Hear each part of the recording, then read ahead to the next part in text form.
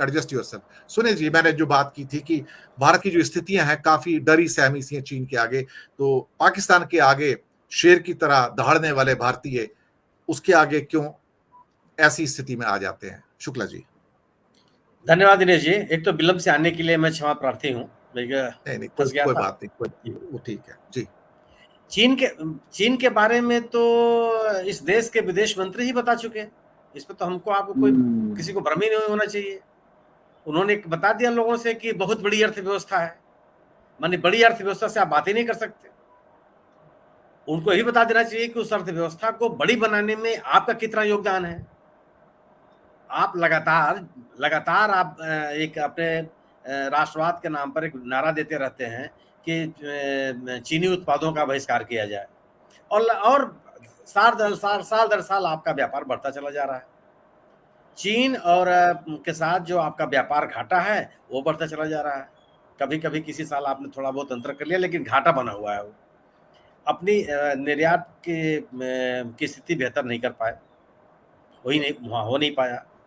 निवेश की उम्मीद की जा रही थी कि जो चाइना में निवेश नहीं करना सकते हैं, भारत में आएँगे, वह भी आपसे उनकी रुचि कम होने लगी। जो आपका निजी निवेश था, चाहे एफडीआई था, उसकी भी मात्रा में कमी आई है। यह क्यों कमी आई है, ये भी समझने का विषय है। तो चाहे अंतर्राष्ट्रीय मसलों पर हो, कूटनीतिक रूप से और या आर्थिक मसले हों, कितनी कमजोरी है, सरकार ने कभी नहीं दिखाया। और अगर आप याद कीजिए, सत्ता में आने के समय मोदी जी ने वही किया जिसका विरोध लोग कर रहे थे। संसद में मुलायम सिंह यादव जी का बयान आप याद रखिएगा। उन्होंने कहा कि चीन कभी भी विश्वसनीय नहीं रहा। वो लगातार बोलते थे, हर जगह बोलते थे वो। अन्य लोगों ने भी चेताया था कि आप जिस तरीके का रैपर बढ़ाने का प्रयास कर रहे हैं, अहमदाबाद में झूला झुला रहे हैं और रामनाथपुरम में हमको घुमाने ले जा रहे हैं, उससे स्थिति बननी नहीं है। आप इस तरह की चीजों से चीन को आकर्षित नहीं कर सकते। चीन के रवैये में आप परिवर्तन नहीं ला सकते। चीन के रवैये में परिवर्तन लाने के लिए आपको अपनी आर्थिक गतिविधियों को बढ़ाना होगा, जो आप नहीं कर सकते हैं, क्योंकि अर्थव्यवस्था आपके एजेंडे में नहीं है।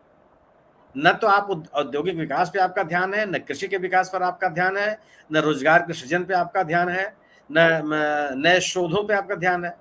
रिसर्च एंड डेवलपमेंट तो आपके एजेंडे में नहीं आता। और इसके बगैर अगर आप चाहते हैं कि आप चीन जैसे मजबूत राष्ट्र का मुकाबला कर लेंगे, संभव नहीं है। पिछले 10 साल में एक कोई उत्पाद बता दीजिए जो भारत के लोगों ने, भारत की सरकार ने ऐसा बढ़ा लिया हो जिससे दुनिया आपकी तरफ देखे। और हम तमाम चीजों के लिए चीन की तरफ देखते हैं। एक सामान्य सी चिप होती है, उसको लेकर कितना हाहाकार मच गया। सवाल है ना कि अगर आप व्यवस्थित तरीके से अपनी अर्थव्यवस्था को मजबूत नहीं करेंगे, अपनी औद्योगिक विकास को मजबूत नहीं करेंगे, तो चीन को आप भाषण देने से कंट्रोल नहीं कर सकते हैं। चीन ने अपने आप को किस तरीके से आगे बढ़ाया है, उदाहरण सबके सामने है। अपना उनका विकास एक जगह केंद्रित नहीं है। मैं 5 बार गया हूं, पांचों बार 5 राज्यों में गया हूं और लगता था कि कोई भी शहर बीजिंग से कमजोर नहीं है। इस तरह का इंफ्रास्ट्रक्चर उन्होंने डेवलप किया अपने पास और इस रोजगार के अवसर बनाए। अंतर्राष्ट्रीय आप सोचिए कि वह यह विवाद चला रहा है कि न्यूक्लियर क्लब में भारत को सदस्यता दिलाने की, और चीन लगातार विरोध करता रहा और अंतर्राष्ट्रीय पैमाने पर हमें अपने समर्थन में लोगों को इकट्ठा नहीं कर पाए और हमें नहीं हासिल कर पाए उससे। दूसरी चीज, अब एक नया पैंतरा हुआ है कि चीन का नाम लेकर के एक कथित राष्ट्रवाद पैदा करना चाहते हैं कि साहब फलाने संस्थानों को चीन से फायदा मिलता है, फलाने को वहां से आर्थिक सहयोग मिलता है। एक नई तरह की बात आपने शुरू की और आप एक खुद नहीं बताते हैं कि वह अन्य कौन से संस्थान और संगठन है जो भारतीय सत्तारूढ़ दल के नियंत्रण में है और उनको भी चीनी संस्थाओं से और संगठनों से आप पैसा मिलता है। उसकी चर्चा भी नहीं करने के लिए तैयार हैं आप। और पाकिस्तान के साथ क्या कि पाकिस्तान के नाम पर भारत की सरकार, जो वर्तमान सरकार है, उसको राजनीतिक लाभ मिलता है। यह भी नहीं है कि आप लाहौर पे और इस्लामाबाद में कब्जा कर लेंगे, इस भ्रम में कोई न रहे कि अगर आप घुस जाएंगे वहां चले जाएंगे। अंतर्राष्ट्रीय स्थितियां इस लायक नहीं हो, इस कदर नहीं है। बात करते रहते हैं और अब आप बात करते नहीं है कि अगर आप अक्साई चीन में, आप पीओके में घुसेंगे तो आपको पाकिस्तान नहीं मिलेगा, वहां चीन मिलेगा खड़ा है वहां पर और उतना ही प्रतिवाद करेगा आपको। और आज पूरी तरह से चीन के नियंत्रण होता जा रहा है पाकिस्तान।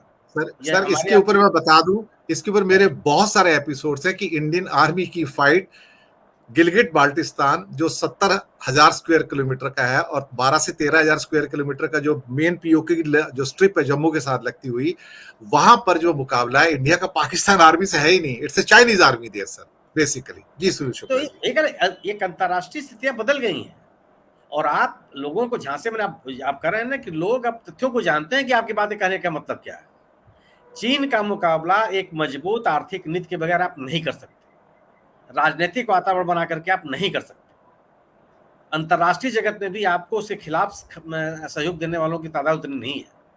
अगल बगल के जितने राज्य हैं, मैं वहां का नागरिक, मैं पड़ोसी राज्य देशों के नागरिक घबराते हैं कि चीन के हस्तक्षेप से। मैं एक घटना बताऊं, नेपाल में भूकंप आया हुआ था और दुनिया के तमाम देश आर्थिक सहायता पहुंचाने के लिए हम मौजूद थे। भारत सबसे पहले पहुंचने वाले देशों में था। मैं 30 दिन था वहां। उस दौरान वहां का आम नागरिक कहता था कि चीन से सहयोग तो बहुत मिल रहा है, लेकिन हम डरते हैं कि जो हमारी परंपराएं हैं, सभ्यता है, संस्कृति है, जीवन शैली है, वो बचेगी कि नहीं बचेगी। भारत के रहने से तो कम से कम हम अपनी परंपराओं के साथ जी सकते हैं। ये आम टैक्सी ड्राइवर, होटल का बहरा, खाना खिलाने वाला, सड़क पर चलने वाला, कहीं भी आप बैठ के बात कीजिए, लोगों के मन में इस तरह की दहशत थी। और लोग सहयोग, चूंकि एक आपात स्थिति तो लोग सहयोग ले रहे थे और बुरी तरह से चीन घुसा हुआ था उस समय, और भारत का सहयोग पहले से ही था, लेकिन वहां के आम नागरिक के मन में था ये म्यांमार में इस चाइना घुसा, वहां का नागरिक कहता था कि हम कहाँ जाएंगे। लेकिन वो इतना पैसा उनके पास है, जब इस कदर आर्थिक सहयोग देने लगते हैं कि लोग वहां की सरकारें, और जब इस तरह की सरकारें होती हैं जो लोकतांत्रिक नहीं है, जैसे म्यांमार की सरकार है इस समय, आर्मी की फौज सेना का शासन है, चलते रहिए। लेकिन उसका क्या, आर्थिक सहयोग जबरदस्त है और उस आर्थिक पैसा झोंक करके, पैसा बढ़ा करके अपने को हर जगह पे उपस्थिति को मजबूत करते चले जाते हैं। बगैर मजबूत आर्थिक व्यवस्था के, रोजगार के सृजन के, अपनी आर्थिक व्यवस्था बेहतर किए चीन जैसे राष्ट्र से मुकाबला करना इतना आसान नहीं होता। और ऐसा भी नहीं कि नहीं किया जा सकता, लेकिन किया जा सकता है। इसके लिए आवश्यक है। और एक जो पाकिस्तान के साथ एक केवल एक अतार्किक तरीके का राष्ट्रवाद आप पैदा करते हैं, वो भी उचित नहीं है। तो केवल मुझे लगता है कि पाकिस्तान के बारे में बात करना एक अपने राजनीतिक हितों की कोशिश करना है कि आपका जो समर्थक वर्ग है वो आप और कंसोलिडेट होता है, उससे भी आपको हासिल कुछ नहीं होता। जी।